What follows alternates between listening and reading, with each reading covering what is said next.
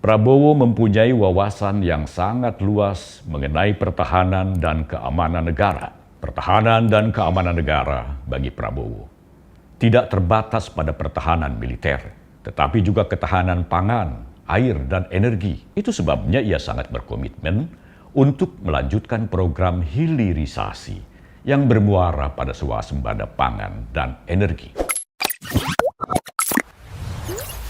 Kawan muda, acara debat Capres-Cawapres edisi ketiga yang diselenggarakan Komisi Pemilihan Umum atau KPU mengedepankan topik pertahanan, keamanan, hubungan internasional, dan geopolitik. Lalu, bagaimana kans atau peluang calon Presiden Prabowo Subianto dalam menghadapi debat dengan topik tersebut?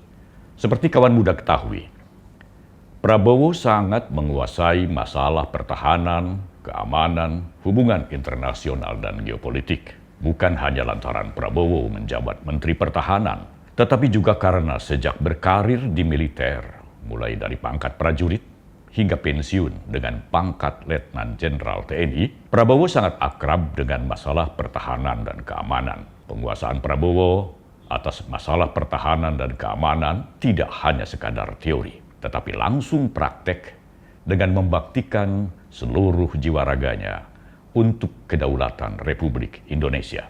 Ia ikut bertempur di garis depan.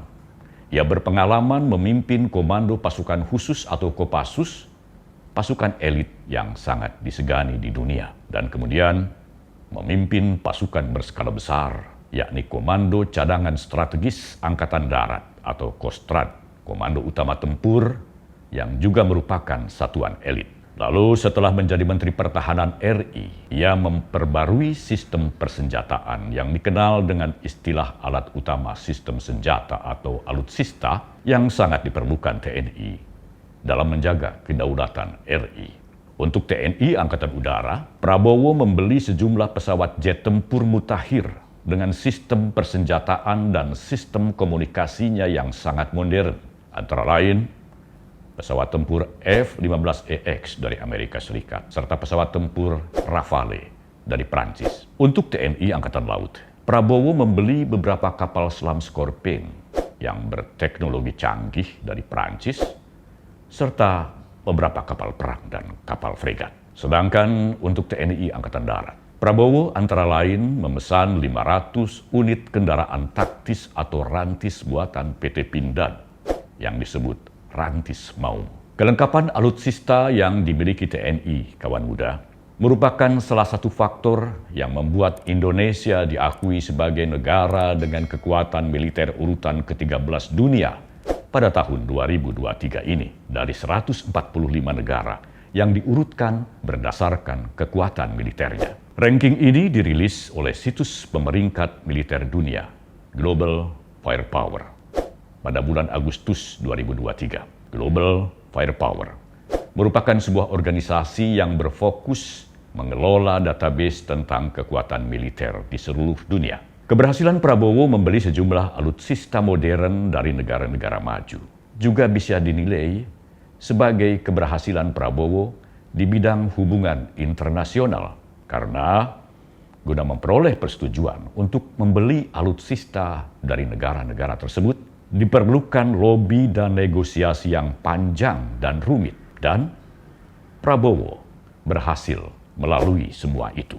Pun, jangan lupa, Prabowo mempunyai wawasan yang sangat luas mengenai pertahanan dan keamanan negara. Pertahanan dan keamanan negara bagi Prabowo tidak terbatas pada pertahanan militer, tetapi juga ketahanan pangan, air, dan energi. Itu sebabnya ia sangat berkomitmen untuk melanjutkan program hilirisasi yang bermuara pada swasembada pangan dan energi. Mengenai geopolitik, kawan muda, Prabowo seringkali mengingatkan kita bahwa apa yang terjadi di negara kita tidak bisa dipisahkan dari kondisi geopolitik atau perpolitikan dunia, terutama karena hingga saat ini kondisi geopolitik sedang tidak menentu. Rusia dan Ukraina masih terus berperang, dan Israel masih terus menggempur Palestina.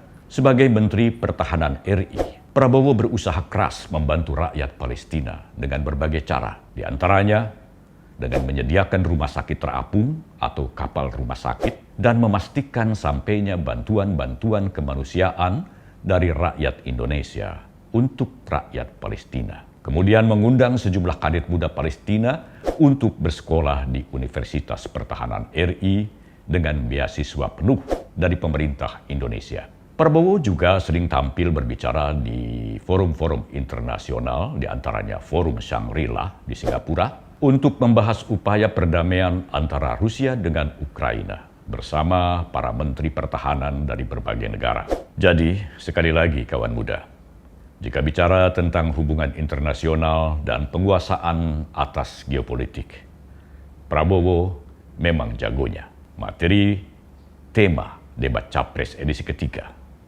boleh dikatakan sangat dikuasai oleh calon Presiden Prabowo Subianto. Tetapi Prabowo yang rendah hati tidak akan menepuk dada atau membusungkan dada atas prestasi-prestasi yang telah dicapainya di bidang pertahanan, keamanan, dan hubungan internasional. Ia lebih suka mengemukakan gagasan-gagasannya ke depan serta program-programnya jika ia terpilih menjadi presiden. Sampai di sini dulu kawan muda. Salam Minmot. Prabowo Gibran, Man of Our Time.